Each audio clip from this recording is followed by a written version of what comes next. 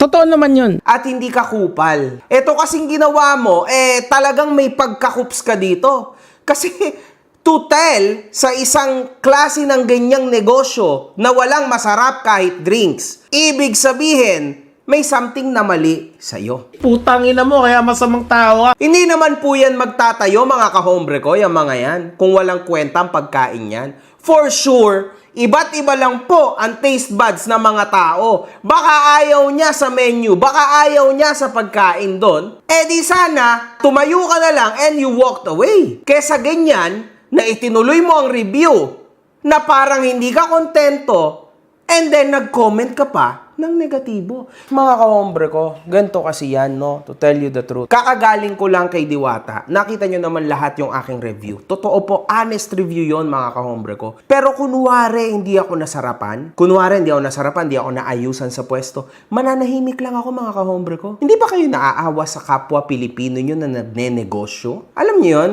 you should give them a chance. Kesa naman magpalaboy-laboy lang sila sa daan, di ba? O kaya ang tangkilikin nyo ay produkto na hindi Pilipino. Tama? Hindi na namin kailangan yung mga kagaya mong banyaga. Hindi ba mas maayos yon mga kahombre ko? Lalo na at mukhang malupit na pride to ng Iloilo.